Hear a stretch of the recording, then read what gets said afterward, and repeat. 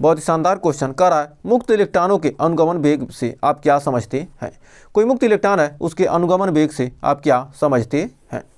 तो अनुगमन वेग होता है क्या, वैद्युत क्षेत्र के प्रभाव में किसी चालक में मुक्त इलेक्ट्रॉन जिस सूक्ष्म नियत औसत वेग से उच्च विभव की ओर गति करने लगते हैं, उस वेग को अनुगमन वेग कहते हैं।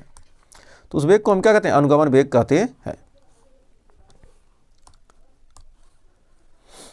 एक सेकंड, उस वेग को हम क्या कहते हैं, अनुगमन वेग कहते हैं। तो मान लीजिए क्या हमारा एक चालक है, एक हमारा क्या है, चालक है, हमारा एक चालक है।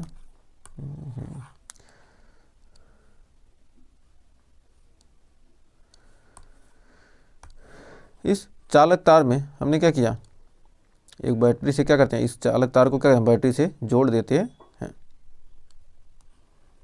इस चालक तार को हम बैटरी से क्या करते हैं, जोड़ देते हैं। चालक तार को बैटरी से जोड़ देते हैं। इसके कलर को चेंज कर लिए।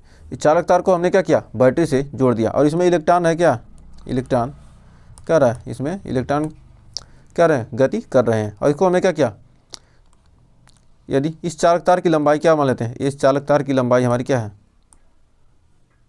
इस चालक तार की लंबाई, इस चालक तार की लंबाई कितनी है, यल है। इस चालक तार की लंबाई हमने क्या किया, मान लिया। तो वैद्युत क्षेत्र के प्रभाव में किसी चालक में मुक्त इलेक्ट्रॉन जिस सूक्ष्म नियत वेग से उच्च विभव वाले सिरों की ओर गति करते हैं, उच्च विभव वाले सिरों की ओर क्या होते हैं, गति करते हैं, तो उस वेग को क्या कहते हैं, अनुगमन वेग कहते हैं। जब हमने क्या किया, इसमें वैद्युत धारा प्रवाहित किया तो क्या होगा, इसमें इलेक्ट्रॉन क्या हुआ, उच्च विभव की ओर क्या हुआ, गति करने लगा, और उसी गति को हम क्या कहते हैं, अनुगमन वेग कहते हैं। इसे VD से क्या करते हैं, प्रदर्शित करते हैं। और अब आइए अनुगमन वेग के आधार पर ओम के नियम का हम क्या कहते हैं, निगमन करते हैं। माना एक धातु के तार की लंबाई, क्या कहिए, अनुगमन वेग की परिभाषा समझाइए, और क्या कीजिए, ओम के नियम की उत्पत्ति भी कीजिए, आपके एग्जाम में पूछा जा सकता है इसे। तो आइए देखते हैं। तो कह धातु के तार की लंबाई माना यल है, और अनुप्रस्थ परिच्छेद का क्षेत्रफल क्या, इसके परिच्छेद का क्षेत्रफल हमने मान लिया क्या, A है। जब इसके सिरों पर विभवांतर भी लगाया जाता है, इसके सिरों पर हमने क्या किया, विभवांतर भी लगा दिया। तो विभवांतर क्या किया, हमने भी लगा दिया। जब इसके सिरों पर क्या, हमने विभवांतर भी लगा दिया, तब विभवांतर भी लगा देने पर इसमें धारा I बहने लगती है। यदि तार के प्रति एकांक आयतन में मुक्त इलेक्ट्रॉनों की संख्या n है, तो अनुगमन वेग क्या हो जाएगा, VD हो। तो अनुगमन वेग VD हो तो I बराबर क्या हो जाएगा, NE/AVD, NE/AVD। तो हम जानते हैं VD बराबर क्या होता है, I बटे NE/A, I बराबर NE/A, समीकरण नंबर A। अब तार के प्रत्येक बिंदु पर वैद्युत क्षेत्र की तीव्रता E है। तार का प्रत्येक बिंदु है, उस पर वैद्युत क्षेत्र की तीव्रता E है, यानी V/L। एकांक लंबाई में उत्पन्न क्या होता है, विभवांतर को क्या कहते हैं, वैद्युत क्षेत्र की तीव्रता कहते हैं, V/L। अब इस वैद्युत क्षेत्र द्वारा मुक्त इलेक्ट्रॉन पर लगने वाला बल F बराबर क्या होता है, Q/E। तो वैद्युत क्षेत्र के द्वारा मुक्त इलेक्ट्रॉन पर लगने वाला बल क्या है, Q/E हो जाएगा। यहाँ इलेक्ट्रॉन है, तो इलेक्ट्रॉन द्वारा लगत क्या होगा, इलेक्ट्रॉन का आवेश, यानी E/E, यानी हो जाएगा E के जगह पर हम क्या लिखते हैं, EV/L। V/L, E के जगह पर क्या लिखते हैं, हम V/L लिख सकते हैं। E के जगह पर क्या हम V/L लिख सकते हैं। यदि इलेक्ट्रॉन का द्रव्यमान m तथा इसमें उत्पन्न त्वरण A हो, तो जो इलेक्ट्रॉन है उसमें उसका द्रव्यमान m हो, तो हमारा त्वरण क्या होता है, बल बटे द्रव्यमान। तो A बराबर क्या, F बराबर क्या m में होता है, तो A बराबर क्या, F/m। तो A बराबर F बराबर क्या है, हमारा EV/L है, तो यानी क्या हो जाएगा, m/L। A बराबर क्या है, EV/m/L।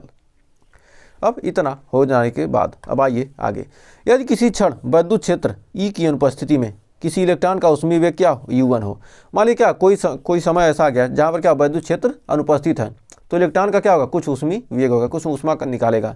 जब क्या होगा, वैद्युत क्षेत्र नहीं होगा, तो U1 हो, तो E की उपस्थिति में यह बढ़कर क्या होता है, तो पहले U1 निकल रहा था, और जब क्या हो गया, हमने क्या किया, उस पर वैद्युत क्षेत्र जब उपस्थित हो गया, तो U1 प्लस क्या होगा, A/τ1 हो जाएगा।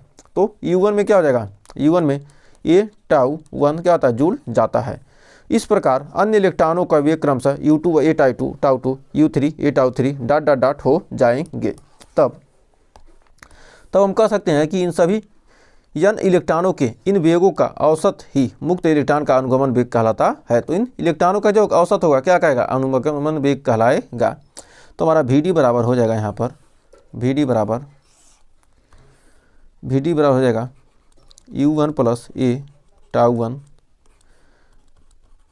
U2 plus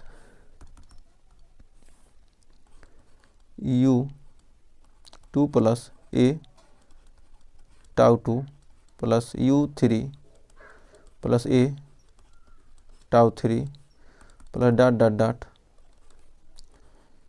UN plus A tau n UN plus A tau n बटे n बराबर हमारा हो जाएगा Vd बराबर हो जाएगा यहाँ से U1 प्लस Vd बराबर U1 plus U2 plus U3 plus dot dot dot plus UN बटे क्या आ जाएगा हमारा n। तो हमारा प्लस इसमें क्या हुआ, हमने U1 U2 को क्या किया, हमने कॉमन ले लिया। अब बचा क्या, A tau 1 plus A tau 2, तो प्लस यहाँ पर A हम कॉमन कर लेंगे और हो जाएगा tau 1 plus tau 2 plus dot dot dot tau n बटे क्या हो जाएगा हमारा कैपिटल n स्मॉल n। अब इसके बाद हमारा इसको लिख सकते हैं क्या, n बार है तो क्या n टाउ हो जाएगा, A n क्या हो जाएगा A इंटू n टाउ बटे n और U n इंटू U। तो हम जाएगा है मुक्त इलेक्ट्रॉनों के लिए जो औसत वेग होगा, मुक्त इलेक्ट्रॉन का औसत उसमें वेग क्या होता है, शून्य होता है। जो मुक्त इलेक्ट्रॉन है तो उनका औसत वेग क्या होता है, उसमें वेग क्या होता है, शून्य होता है। तो Vd बराबर क्या हो जाएगा 0, ये औसत उसमें वेग है, ये हमारा क्या औसत उसमें वेग क्या हो जाएगा हमारा 0 हो जाएगा। तो 0 हो जाएगा और plus A into tau n बराबर क्या n टाउ इंटू n से n हमारा कट गया, तो हमारा Vd बराबर हो जाएगा कितना A टाउ। तो Vd बराबर क्या होगा हमारा A टाउ, तो हमारा Vd बराबर क्या हो जाएगा, Vd बराबर आ जाएगा A का मान क्या EV इंटू टाउ अपान m इंटू L। समीकरण नंबर इसको 2 मान लेंगे। अब समीकरण 1 व 2 से, समीकरण 1 व 2 से, तो समीकरण 1 को हमने क्या माना है, तो समीकरण 1 हमारा कहाँ गया, समीकरण 1 क्या है Vd बराबर क्या I अपान NEA। तो Vd बराबर I अपान NEA और क्या है Vd बराबर I अपान NEA देख देंगे और ये I अपान NEA समीकरण 1 हो गया। और समीकरण 2 EV अपान ML इंटू टाउ। तो यहाँ पर हमारा हो जाएगा ML यहाँ आ जाएगा अपान NE स्क्वायर, E से E स्क्वायर इंटू V नहीं रखेंगे इंटू A इंटू टाउ आ जाएगा। और बचा V को यहीं रहने देंगे, V बटे कितना आ जाएगा हमारा I को यहाँ लेंगे। तो क्या होता है V बटे I, यानी क्या होता है V बटे I बराबर क्या होता है R होता है। तो ML upon NE square into A tau को हम क्या ले सकते हैं, मान ले सकते हैं क्या ये हमारा कितना है कांस्टेंट है।